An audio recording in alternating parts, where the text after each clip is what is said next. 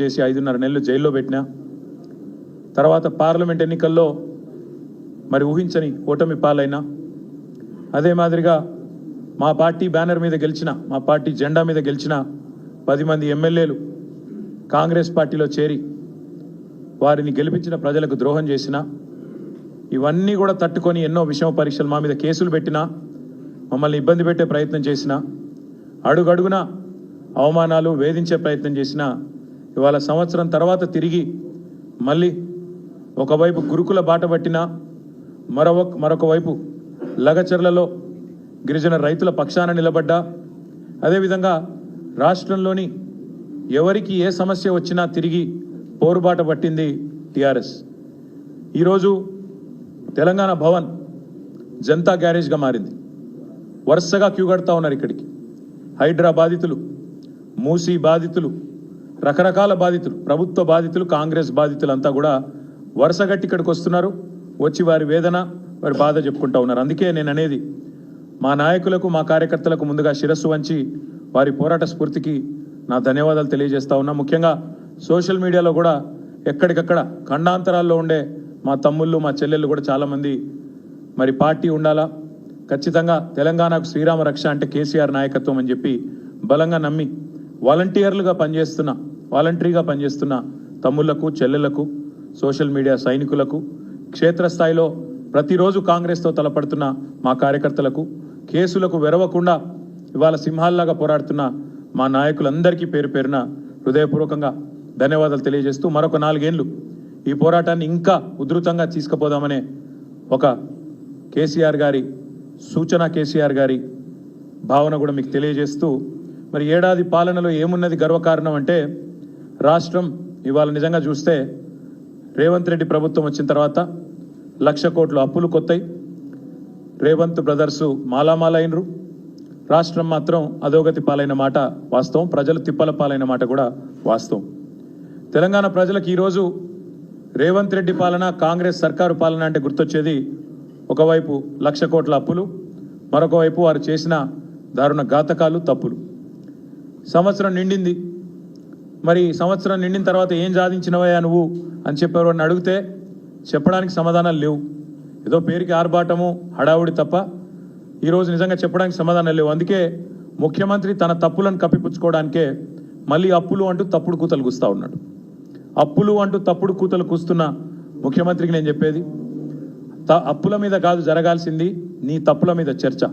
తెలంగాణ సమాజంలో మేము తప్పకుండా నిన్ను సూటిగా ఇవాళ కొన్ని ప్రశ్నలు అడుగుతున్నాం, దమ్ముంటే సమాధానం చెప్పు. సీఎం అంటే ఇవాళ నువ్వు సీఎం పదవి చేపట్టిన తర్వాత ఆ పదవి స్థాయి కూడా దిగదార్చినావు నువ్వు. ఇవాళ నీ ప్రభుత్వంలో ఎవరన్నా బాగుపడ్డారంటే అనుముల బ్రదర్స్ మాత్రమే బాగుపడ్డారు.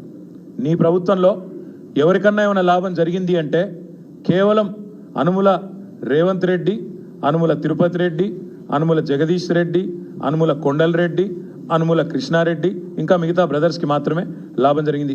హైలైట్ ఏంటంటే రాష్ట్రానికే 1000 కోట్ల స్థాయిలో పెట్టుబడి ఇచ్చే స్థాయికి అనుముల కుటుంబం చేరిందని చెప్పి వాళ్ళ ప్రజలు అనుకుంటున్న మాట వాస్తవం. మరి వచ్చే సంవత్సరం ఫోర్బ్స్ జాబితాలో రిచెస్ట్ బ్రదర్స్ ఎవరయ్యా అంటే అనుముల బ్రదర్స్ అని వస్తుందేమో, అదానిని కూడా దాటేస్తారేమో అని చెప్పి ప్రజలు కూడా అనుకుంటున్న మాట వాస్తవం. నీ ఏలుబడిలో రాష్ట్రానికి రాబడి తెచ్చే తెలివి లేదు, రాష్ట్ర సంపద పెంచే సోయి లేదు, స్పృహ లేదు, ఒక్కటి కూడా కనీసం పాజిటివ్ పనిచేసిన ముఖం లేదు. ఏం చేయాలా? అందుకే నోటికి వచ్చినట్టు తెల్లారలేస్తే కాకి కూతలు చెప్తా. మేము మా నాయకులు ఎప్పుడు చెప్తా ఉంటారు, కేసీఆర్కు తిట్లు, దేవుళ్ళ మీద ఓట్లు, ఇచ్చిన హామీలకు తూట్లు. ఇదే నువ్వు చేసింది ఏందా సంవత్సరం అంటే ఒగ్గిది.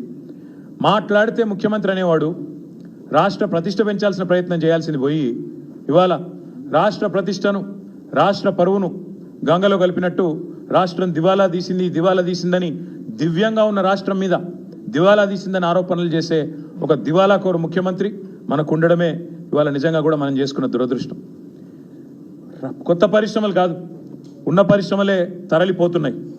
యువతకి, ఉపాధికి, రాష్ట్ర ప్రగతికి తీరని అన్యాయం రేవంత్ రెడ్డి చేస్తూ ఉన్నాడు. ఇవాళ కొత్త స్లోగన్ పెట్టినాడు, ఇవాళ కొత్త పిఆర్ఓలను పెట్టుకున్నట్టున్నాడు. 2-3 కొత్తగా ఇంగ్లీష్ వచ్చిన వాళ్ళు తోడైనరు. తెలంగాణ రైజింగ్ అట. ఎల్ల రైజింగ్ అవుతుంది చెప్పు. ఇండియా షేనింగ్ అని అప్పట్లో ఒకళ్ళు వాగినరు, వాళ్ళు అడ్రస్ లేకుండా వీకినరు. ఇక నువ్వు ఎవరు పెట్టుకున్నట్టు నిన్న ఇయ్యాల 2 ఇంగ్లీష్ ముక్కలు వచ్చినోని ఆయన తెలంగాణ రైజింగ్ అట.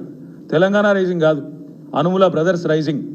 తెలంగాణలో అదానితో పోటీ పడుతూ ఆస్తులు ఎవరికన్నా సృష్టించుకుంటున్నారంటే అనుముల బ్రదర్స్, రేవంత్ బ్రదర్స్ రైజింగు. తెలంగాణ మాత్రం ఫాలింగ్, ఇది పక్క. నువ్వు ఎవరినన్నాడు? నీకు చేతనైతే నీ కొండారెడ్డిపల్లెకి పోయి ఆడ కూర్చో, రచ్చబండ మీద కూర్చొని పోలీసు వాళ్ళని పక్కకు పెట్టి అడుగు, చెప్తారు రైజింగా ఫాలింగా ఏందో చెప్తారు. 12 నెలల పాలన మొత్తం అసత్యాలు, అర్ధసత్యాలు, అటెన్షన్ డైవర్షన్ స్కీములు తప్ప నువ్వు పీకింది ఏందని నేను అడుగుతా ఉన్నా. ఒక హ్యాబిచువల్ లయర్ లాగా ఒక అలవాటుతో అబద్ధాలు ఆడే అబద్ధాల కోరు మాదిరిగా అటెన్షన్ డైవర్షన్ టెక్నిక్లు, మీడియా మేనేజ్మెంట్ టెక్నిక్లు తప్ప నువ్వు చేసింది ఏంది రేవంత్ రెడ్డి నేను అడుగుతా ఉన్నా. ఇవాళ నేను అందుకే సూటిగా అడిగేది, అప్పుల చాటున అప్పులు అప్పులు అప్పులు అంటే తప్పుడు కూతల మాటున మళ్ళొక్కసారి నీ అసమర్థతను కప్పిపుచ్చుకునే ప్రయత్నం చేస్తే ఊరుకోము, వదిలిపెట్టం. అందుకే వాస్తవాలు చెప్పడానికే ప్రజలకు ఈ ప్రెస్ మీట్ పెట్టినా, నేను తిట్టడానికి కాదు. మీరు గద్దెనెక్కిన మొదటి రోజే నిజానికి మా నాయకుడు మా కేసీఆర్ గారు చెప్పినారు, వాళ్ళ